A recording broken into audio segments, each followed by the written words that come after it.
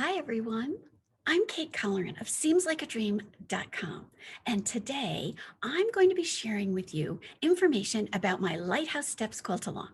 So this is the first video in a series, and I also have blog posts about the Quilt Along, and you can find those in the links that are going to be below this video.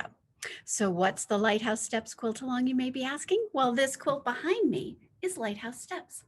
It's one of the quilts that I designed a few years ago.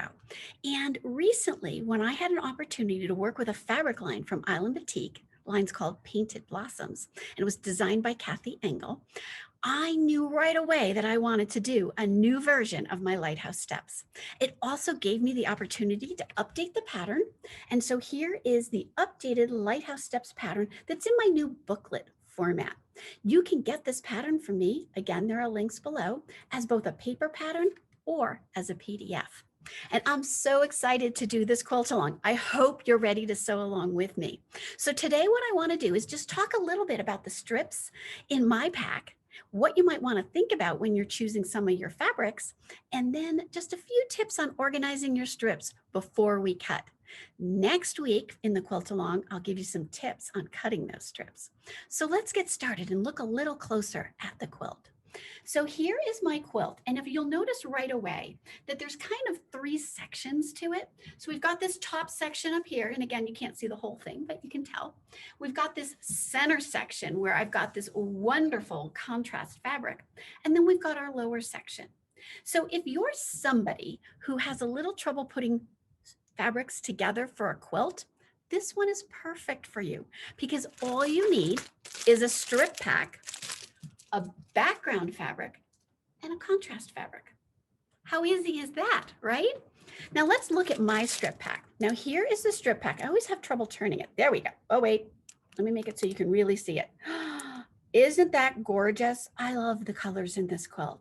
And one of the things you want to think about is when you start picking your background fabric. I mean, once you've picked your strip pack, once you start thinking about your background fabric, you want to find something that's going to have really good contrast with your strips. And as you can see in this strip pack, I've got a lot of mediums, medium lights, medium darks to dark fabrics in it. So I knew right away for my background, which is this one right here, that I wanted a light fabric.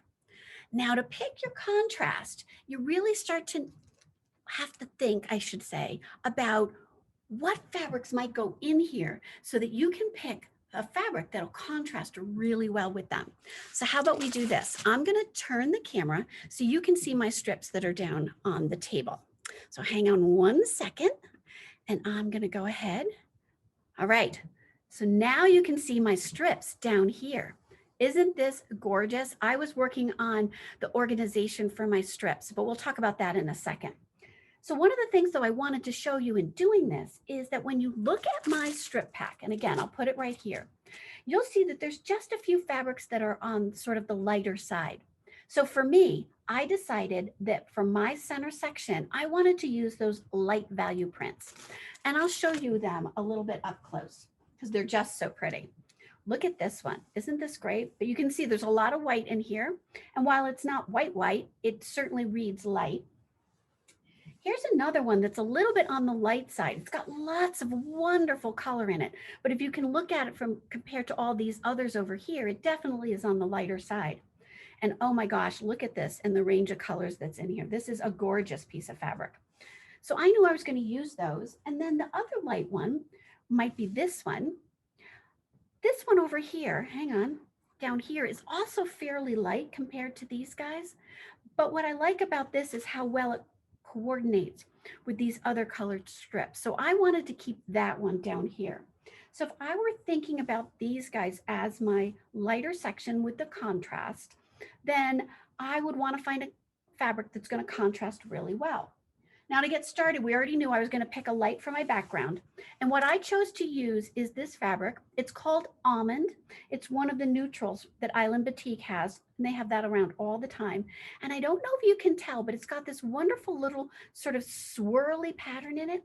And these dots are just slightly purple, just a little bit of purple in them, which of course I think goes so well with the colors in this strip pack. So now I have my background. I've got my strip pack. I've picked my strips that might be in that center section, and now I can pick a really good contrast fabric. And for that, I picked this wonderful fabric right here. It's got these great dots in it, which is kind of fun, but they're a little bit more noticeable than the slight swirl over here.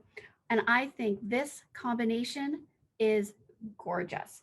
I also will have some of this fabric available and a couple of strip packs. I have just a few left in my shop. But again, I'll put links to all that below.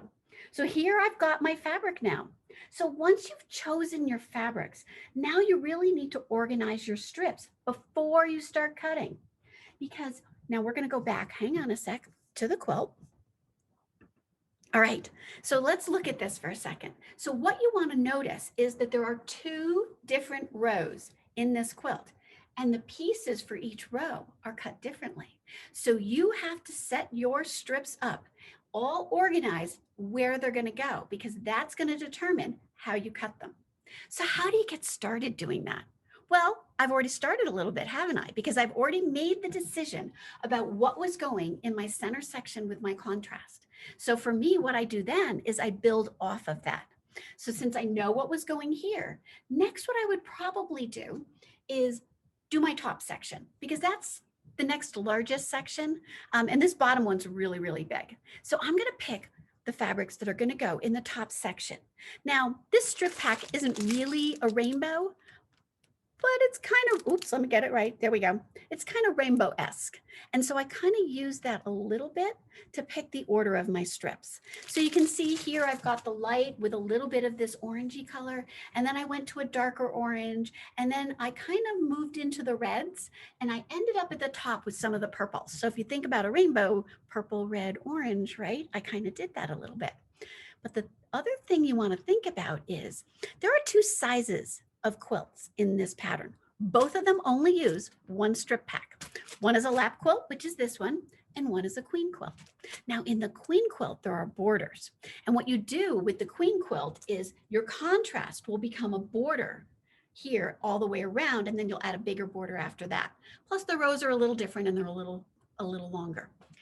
But I need to think about what's my contrast to make sure that that top row doesn't blend in here. I want to still have some differentiation. So when you're picking your strips, it makes a difference, the order, depending on whether or not you're doing a lap quilt or a queen quilt. Now, the other thing you need to think about with the lap quilt is you won't need all the strips in your pack. There's a couple you don't need. So if there's something you don't like, or you feel like that's too much of that, you can just leave one or two out, and that's going to work perfectly. Now for your queen quilt, you're going to need a couple extra strips. And the trick to doing that is either get a little extra background fabric, and maybe they could end up here in your contrast section, or get a little extra contrast fabric, and then you can put those in the mix, maybe in the lower section, or one in the upper and one in the lower. What I'm doing with my quilt, because for the Quilt Along, I'm making the larger size since I already have the lap. I'm adding 2 pieces of the contrast fabric, but they're both going to end up in the lower section just because it worked out the way I used the strips. So I'm really excited about that. And you can actually see my actual lineup in the blog posts. So what you want to do to get started with your Lighthouse Steps quilt is go ahead, find a strip pack you love, get your background fabric, get your contrast fabric, and then organize your strips.